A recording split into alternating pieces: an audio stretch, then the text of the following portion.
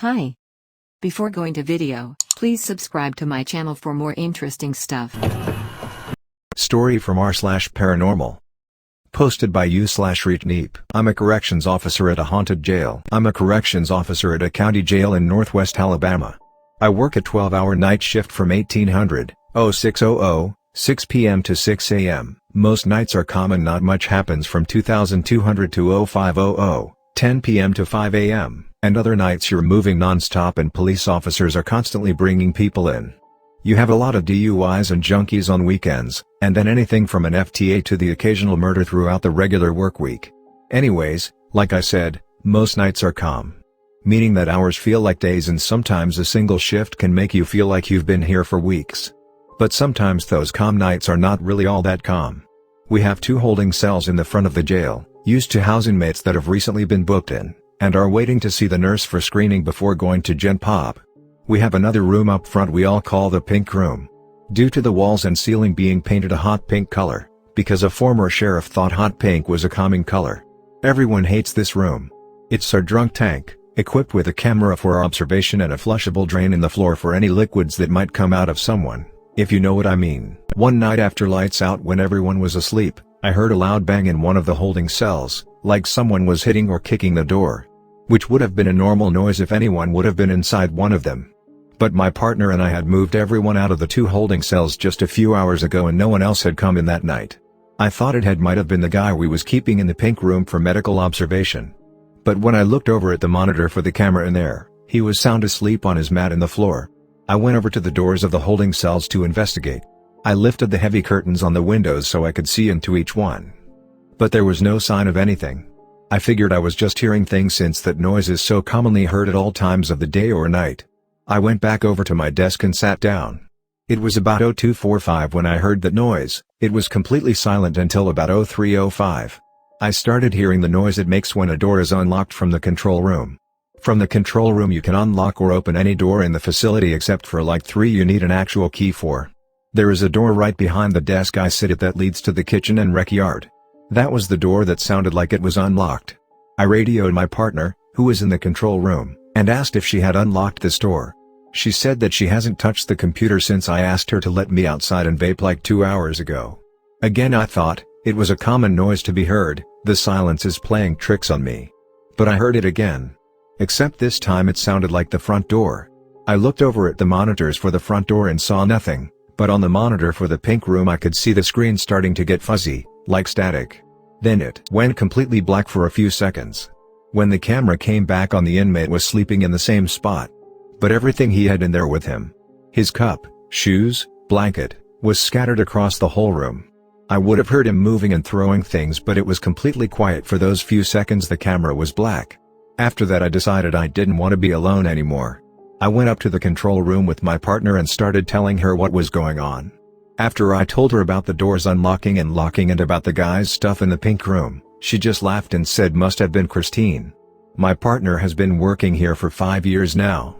She told me that Christine was an inmate that had died in the old jail next door, and that the reason she haunts this jail is because the buildings are connected.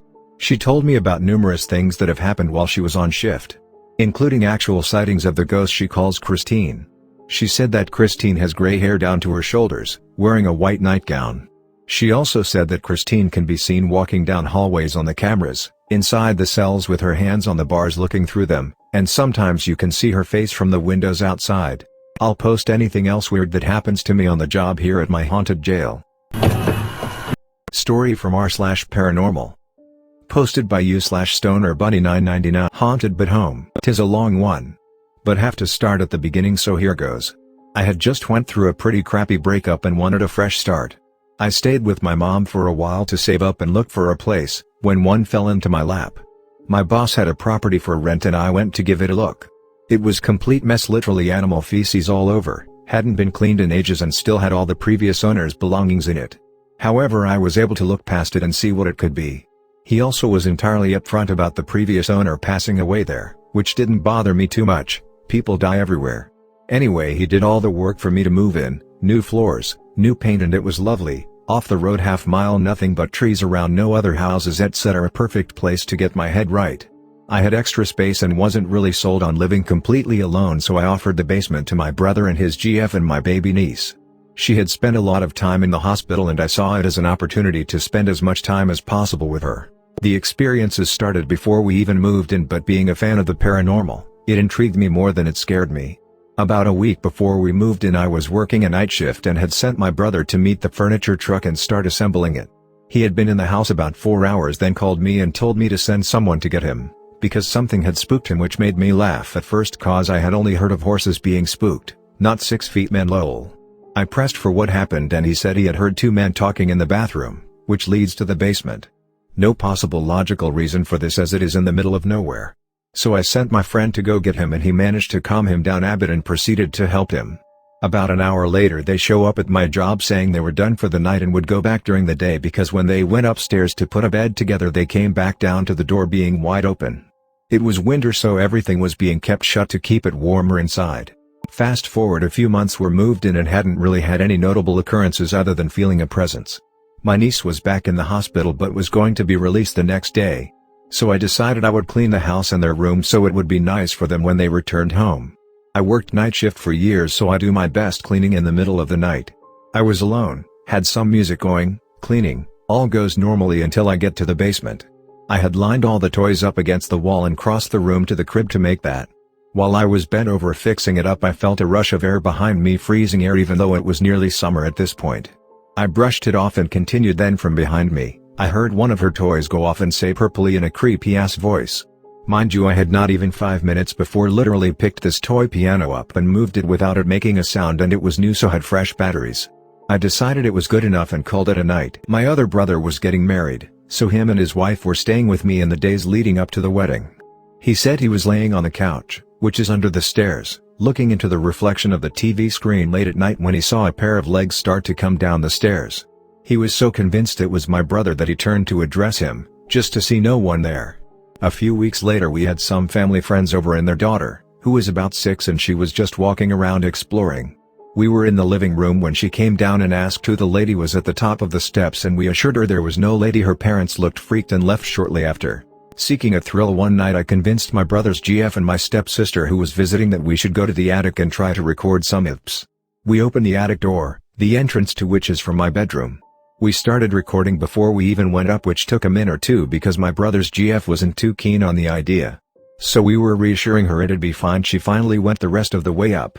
We were up there probably about 10 minutes asking questions, and then something moved, no clue what it was, but we hauled ass back down the steps like a herd of elephants, nearly tripping over each other to get back down quickly. Thrill accomplished.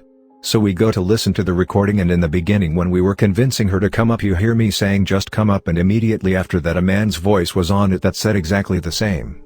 Just come up. There were no men even in the house that night, and we didn't hear it until we played back the recording. We all slept in the living room that night. After catching the voice, I wanted to investigate further and find out all I could about the house and property and previous owners, but couldn't find much, so I contacted a paranormal team thinking they would have better resources. They came to investigate and kinda filled in the missing gaps. I had only known of one death there, the man who died the summer before I moved in, but they found an older woman had too. And that the house was built in 1907 and it was only one family that had lived there since it was built.